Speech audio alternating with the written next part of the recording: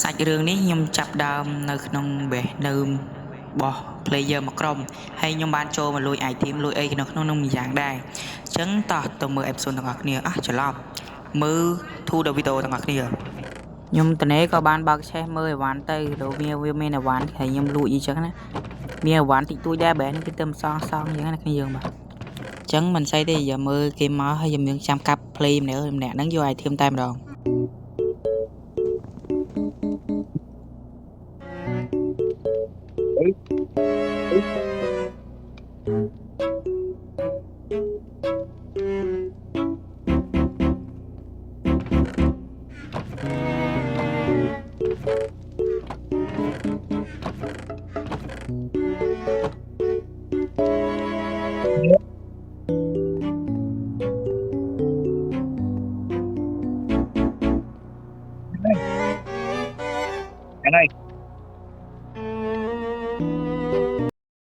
ពេលនោះក៏ខ្ញុំបានឮសំឡេង player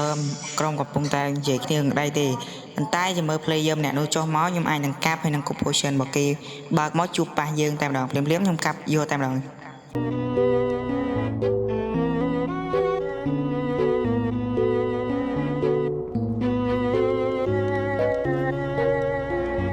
បាទទៅ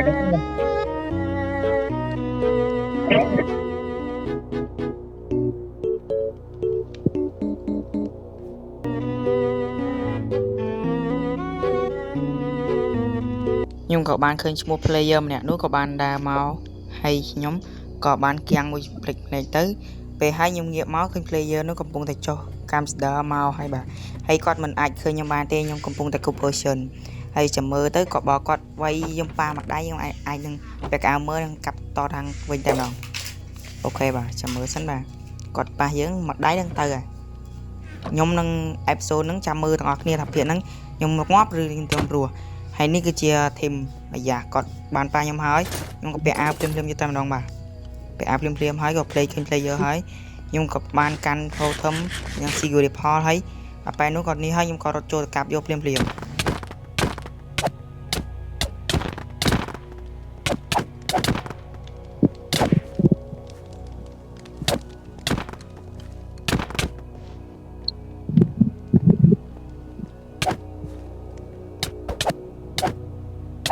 ប៉ាន់ស្មានទឹកដៃ player ម្នាក់នេះពិតជាខ្លាំងដូចមេធានាមែនតើបាទ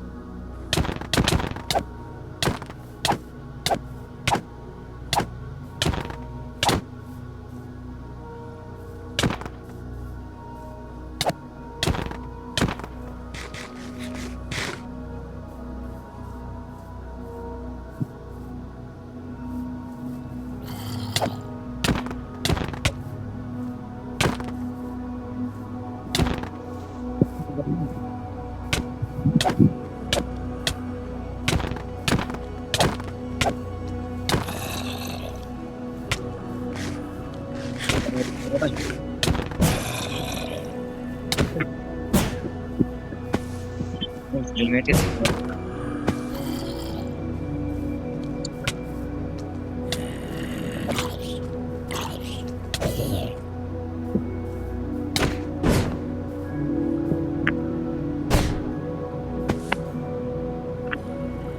នឹងអត់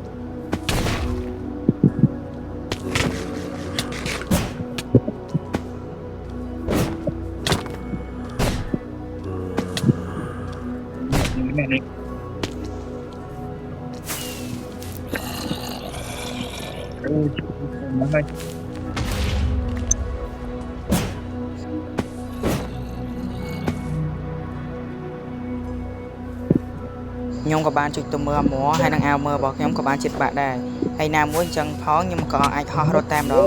ខ្ញុំអត់ចាំយកទេដាក់មេប្រយតែម្ដងព្រោះ player ម្នាក់ហ្នឹងក៏ពិតជាខ្លាំងដែរមែនតើបាទខ្ញុំកំពុងក្បាលរចុះរត់គឺម្លេះណាមួយសិនបាទ Yes ចាំមើល episode ចុងក្រោយ